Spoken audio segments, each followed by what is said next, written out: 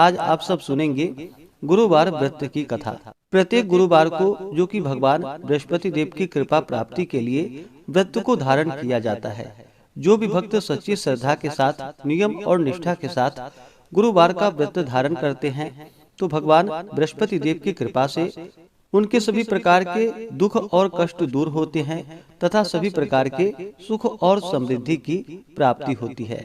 गुरुवार के दिन चाहिए कि इस दिन केले के पेड़ के नीचे जो कि अच्छी प्रकार से साफ सफाई करके वहाँ पे आसन लगा करके गुड़ मिश्रित जल जो कि केले के वृक्ष में डालनी चाहिए। एक दीपक प्रज्वलित करके भगवान बृहस्पति देव को विशेष प्रकार से जो कि पीला पुष्प अर्पित करे, पीला चंदन अर्पित करे, धूप और दीप दिखाए, अनेक प्रकार का नैवेद्य अर्पित करे। विशेष करके गुड़ और चने की दाल का भगवान को भोग लगाना चाहिए, मुनक्के का भोग लगाना चाहिए और फिर गुरुवार व्रत का कथा श्रवण करनी चाहिए। जहाँ पर भी केले का वृक्ष ना हो तो आप भगवान बृहस्पति देव की फोटो या प्रतिमा रख करके उनका पूरे विधि विधान के साथ पूजन करें। भगवान बृहस्पति देव अपने भक्तों के सभी प्रकार के मनोरथों को सिद्ध कर देते हैं। तो आइए सुनते हैं गुरुवार व्रत की कथा। तो बोलिए प्रेम से भगवान बृहस्पति देव की जय, भगवान विष्णु की जय, माता लक्ष्मी की जय। कथा के अनुसार प्राचीन काल में एक बहुत ही निर्धन ब्राह्मण रहता था। उसके कोई संतान ना थी। वह नित्य पूजा पाठ करता। उसकी स्त्री ना स्नान करती और ना ही किसी देवता का पूजन ही करती थी। इस कारण ब्राह्मण देवता जो कि बहुत दुखी रहते थे, अपनी पत्नी को बहुत समझाते किंतु उसका कोई परिणाम ना निकलता। भगवान की कृपा से ब्राह्मण के यहाँ एक कन्या उत्पन्न हुई। कन्या बड़ी होने लगी। प्रातः स्नान करके वह भगवान विष्णु का जप करती, बृहस्पतिवार का व्रत भी करने लगी। पूजा पाठ समाप्त कर जब पाठशाला जाती तो अपने मुट्ठी में जौ भरकर ले जाती थी और पाठशाला के मार्ग में डालती हुई जाती थी। लौटते समय वही जौ जो कि स्वर्ण के हो जाते थे तो उसको बीन कर घर ले आती थी। एक दिन वह बालिका सूप में उन सोने के जौ को फटक कर साफ कर रही थी कि तभी उसकी माँ ने देख लिया और कहा कि हे बेटी, सोने के जौ को फटकने के लिए सोने का सूप भी तो होना चाहिए। दूसरे दिन गुरुवार था। कन्या ने व्रत रखा और भगवान बृहस्पति देव से सोने का सूप देने की उनसे प्रार्थना की और कहा कि हे प्रभु, यदि सच्चे मन से मैंने आपकी पूजा की हो तो मुझे सोने का सूप दे दो। बृहस्पति देव ने उसकी प्रार्थना स्वीकार कर ली और रोजाना की तरह वह कन्या जौ फैलाती हुई पाठशाला चली गई। पाठशाला से लौटकर जब वह जौ बीन रही थी तो बृहस्पति देव की कृपा से उसे सोने का सूप मिला। उसे वह घर लेकर आई और उससे जौ फटककर साफ करने लगी, परंतु उसकी माँ का वही ढंग रहा।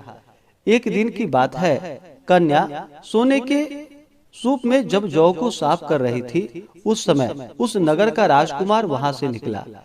कन्या के रूप और कार्य को देखकर वह उस पर मोहित हो गया। राजमहल आकर वह भोजन तथा जल त्याग कर उदास होकर लेट गया। राजा को जब राजकुमार द्वारा अन्न और जल त्यागने का समाचार प्राप्त हुआ तो अपने मंत्रियों के साथ वह अपने पुत्र के पास गया और पूछा कि हे बेटा, तुम्हें किस बात का कष्ट है? किसी ने तुम्हारा अपमान तो नहीं किया अथवा कोई और कारण है? मुझे बतलाओ, मैं वही कार्य करूंगा जिससे तुम्हें प्रसन्नता की प्राप्ति हो सके। अपने पिता की बातें सुनकर राजकुमार बोला कि हे पिताजी, मुझे किसी बात का दुख नहीं है। किसी ने मेरा अपमान भी नहीं किया है, परंतु मैं उस लड़की के साथ विवाह करना चाहता हूँ जो लड़की सोने के सूप में जौ को फटक कर साफ कर रही थी। राजकुमार ने राजा को उस लड़की के घर का पता भी बता दिया। मंत्री राजा के कहने पर उस लड़की के घर गया।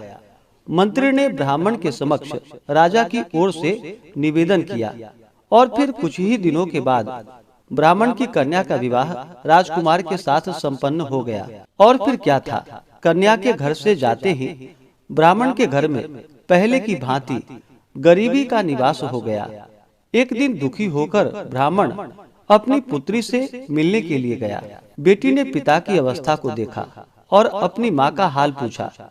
ब्राह्मण ने सभी हाल कह सुनाया।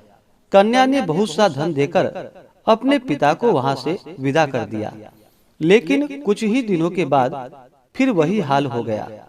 ब्राह्मण फिर से अपनी कन्या के यहाँ गया और सभी हाल कहा तो पुत्री बोली कि हे पिताजी, आप माताजी को यहाँ लिवा लाओ, मैं उन्हें यह विधि बता दूंगी जिससे कि गरीबी दूर हो जाए। ब्राह्मण देवता अपनी स्त्री को साथ लेकर अपनी पुत्री के पास राजमहल पहुँचे तो पुत्री अपनी माँ को समझाने लगी कि हे माँ, तुम प्रातः काल स्नान आदि करके विष्णु भगवान का पूजन करो और बृहस्पतिवार का व्रत करो तो तुम्हारी सभी दरिद्रताएं दूर हो जाएंगी। परंतु उसकी माँ ने उसकी एक भी बात नहीं मानी। वह प्रातः काल उठते ही अपनी पुत्री के बच्चों का जूठन को खा लेती थी। एक दिन उसकी पुत्री को बहुत गुस्सा आया। उसने अपनी माँ को एक कोठरी में बंद कर दिया और फिर प्रातः उसे स्नान आदि करा करके उससे पूजा पाठ करवाया। तब जाकर के उसकी माँ की बुद्धि ठीक हो गई। इसके बाद नियम से पूजा पाठ करने लगी और प्रत्येक बृहस्पतिवार को व्रत भी करने लगी। और फिर इस व्रत के प्रभाव से मृत्यु के बाद वह स्वर्ग को गई। वह ब्राह्मण भी सुख पूर्वक इस लोक का सुख भोग कर अंत में स्वर्ग को प्राप्त हुआ। बृहस्पति देव सभी कामनाएं पूर्ण करते हैं। जो सद्भावना पूर्वक बृहस्पतिवार का व्रत करते हैं एवं कथा पढ़ते हैं अथवा सुनते हैं और दूसरों को भी सुनाते हैं, बृहस्पति देव उनकी सभी मनोकामनाएं पूर्ण करते हैं और उनकी सदैव रक्षा करते हैं। जो संसार में सद्भावना के साथ गुरुदेव का पूजन एवं व्रत सच्चे हृदय से धारण करते हैं, उनकी सभी कामनाएं वैसे ही पूर्ण होती हैं जैसी सच्ची भावना से राजा और रानी ने बृहस्पति देव की कथा का गुणगान किया था, तो उनकी सभी इच्छाएं बृहस्पति देव जी ने पूर्ण की। इसलिए सबको कथा सुनने के बाद प्रसाद लेकर जाना चाहिए और हृदय से उनका मनन करते हुए जयकारा बोलना चाहिए। तो बोलिए प्रेम से भगवान बृहस्पति देव की जय, भगवान विष्णु की जय, माता लक्ष्मी की जय, सर्वदेवी देवता की जय। इसी प्रकार से जो भी भक्त सच्ची श्रद्धा के साथ नियम और निष्ठा के साथ गुरुवार का व्रत धारण करते हैं, भगवान बृहस्पति देव का पूजन करते हैं, कथा श्रवण करते हैं, तो भगवान बृहस्पति देव उनकी सभी मनोकामनाएं पूर्ण करते हैं। गुरुवार के दिन जो भी भक्तजन व्रत को धारण करने वाले हैं, गुरुवार के दिन कुछ बातों का ध्यान भी रखना चाहिए। गुरुवार के दिन इस दिन शुद्ध और सात्विकता का पालन करना चाहिए, ब्रह्मचर्य का पालन करना चाहिए। इस दिन बाल, दाढ़ी, नाखून आदि नहीं काटनी चाहिए। इस दिन पूजन में पीले वस्तु का प्रयोग करना चाहिए और भोजन में भी पीले वस्तु का प्रयोग करना चाहिए। इस दिन नमक ग्रहण नहीं करनी चाहिए, बाल, दाढ़ी, नाखून नहीं काटनी चाहिए, साबुन सर्प का प्रयोग इस दिन नहीं करना चाहिए और पूर्ण श्रद्धा भक्ति भाव के साथ भगवान का पूजन, कथा श्रवण, आरती करनी चाहिए। इससे भगवान बृहस्पति देव अति प्रसन्न होते हैं और अपना कृपा प्रदान करते हैं।